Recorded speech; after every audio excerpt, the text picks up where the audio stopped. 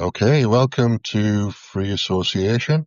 My name's Dennis. It's 2 o'clock on a Sunday afternoon. Can't possibly know what the date is, but it's the middle of July and it's a Sunday afternoon, so it's probably the 13th or the 14th, something like that. I've lost track of time now. So I want to talk about Immunix for 5 minutes again. I just see where we go with this. It seems from the conversations I've been having with the philosophy group that I'm in, it seems that including the human body in the feedback loop is a controversial thing. They prefer to keep the mind as an isolated, abstract thing that's not associated with the body. But to me, that doesn't make sense because I'm more interested in embodied reality. I'm much more interested in the world as it is, which is my mind within my body. And it is abstract, it is universal, it is eternal as well. But there's also a part of it that's embodied. So I can't see any issues with having access to that because it makes sense that the two aspects of mind should be connected. So by accessing the body, you're accessing universal mind. Makes total sense. So I'm working on that principle. That it's some kind of accessing universal mind. There's obviously going to be some bias depending on how healthy your body is or whatever, and what's going on with your body. But we can take account of that if we know consciously that we're not healthy. Then we can take account of the bias, and if you can test and get an accurate scale, then you can work out how much bias there is by the amount of accuracy in the answers. So it doesn't have to be rocket science. Yes, I do this all the time with my blood pressure when I'm in the hospital. I do a quick test to get a number for my blood pressure within 5 points. So from Friday, for example, I got over 130 for my blood pressure. So between 130 and 135, and the blood pressure came back as 132. So that's pretty accurate as far as I'm concerned for an intuitive test. So I know that I can do that with blood pressure. So can I do it with something else? The point is that if you can get a machine measurement at the same time as you do the intuitive measurement, you can calibrate. And calibrating a measurement scale is important. Good afternoon, Fax Porcupine, or good morning, I think it is where you are. I think you're in the States, aren't you? Welcome to the show. This is just an impromptu it's me rambling basically. So I'm going all over the place, but it's all roughly speaking around the topic of Immunix. So, and welcome to Juno. There's an audience today. So if you want to jump on and have a conversation, you're very welcome. I haven't got any topics planned apart from just rambling about Immunix, which I've kind of done. I've said what I wanted to say, really. It was about calibration, what I wanted to say. So you're welcome to jump on it and have a chat if you want to, or you can just sit in the chat and we'll talk by text or whatever. I'm not staying on for too long, so it might be 10 minutes or so. So my plan this afternoon, and it's 2 o'clock in the afternoon where I am, my plan is to walk along Clayton Street, which is the main street that one of the main streets in Newcastle, and then along Newgate Street, which is quite a long way for me. It's further than I normally would walk.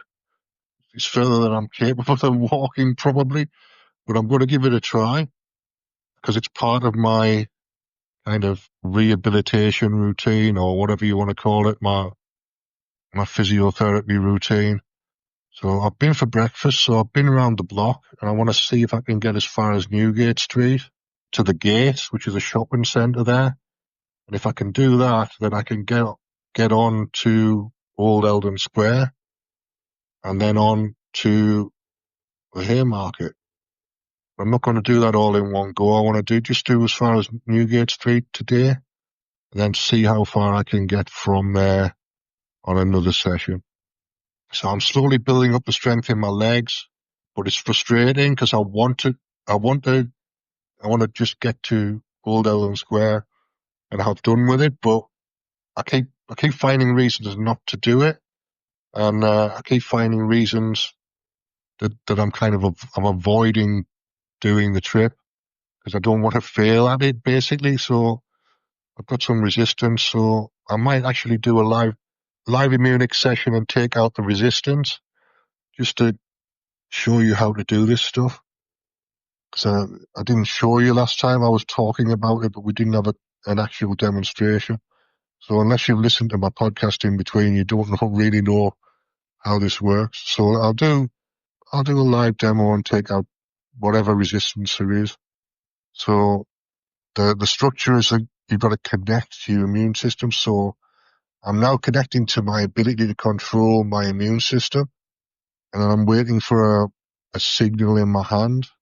So a finger twitch or a sensation or some kind of intuitive knowing. Getting a yes for that. And you say, all my bodies are free from dysfunction.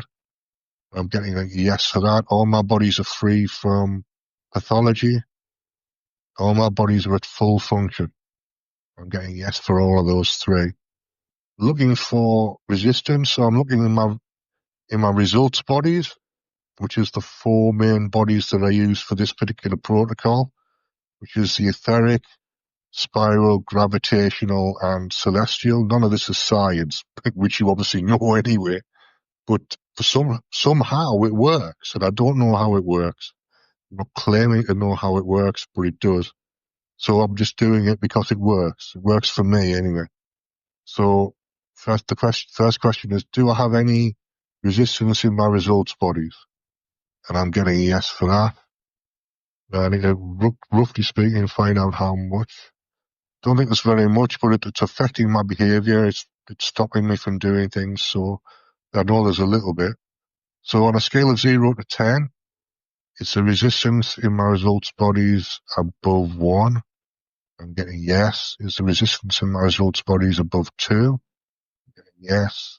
Is the resistance in my results bodies above 3? I'm getting yes. Is the resistance in my results bodies above 4?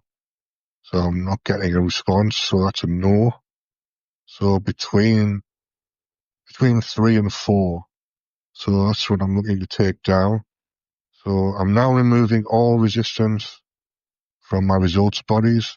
I'm getting a yes for that. And then you do the bodies individually. So do I have any resistance in my etheric body? I'm getting a yes for that. I'm now removing all resistance from my etheric body. I'm getting a yes for that. Do I have any resistance in my spiral body? I'm getting yes. I'm now removing all resistance from my spiral body. And I'm getting a yes for that. Do I have any resistance in my gravitational body? I'm getting yes. I'm now removing all resistance from my gravitational body. I'm getting yes for that. Do I have any resistance in my celestial body? I'm getting yes. Now removing all resistance from my celestial body. I'm getting yes for that. So the next part is to do another measurement. So on a scale of 0 to 10, is the resistance in my results bodies above 1? I'm getting no response, so that's a no. So it's below 1. Is the resistance in my results bodies below 0.5? It's below 0.5. So that's good enough for me. It's taking it down quite considerably. So there's still a little bit, but you need some resistance. You don't want to be completely open to every single thing because it's not always healthy. It's not always good for you, but that'll do for now.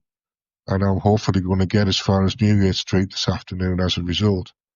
So the next thing is to install a positive function. So I'm installing joy, which I always do, joy in my results bodies. I'm getting a yes for that. And then the accelerator is I'm going to walk as far as Newgate Street. That's the change in my behavior. So that's how this works. Ultimately, I'm getting a yes for that as well. So that's how it works.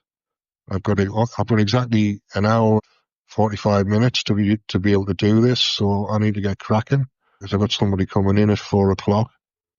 So I'm going to wrap that up. That's 10 minutes, but I've hopefully explained a little bit better. Does that make sense, Facts Porcupine?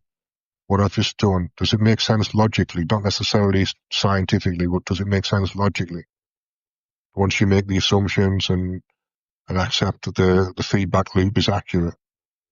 I'm not sure he's still here, so I'm gonna wrap this up anyway. So thanks for listening, and I'll see you again next time.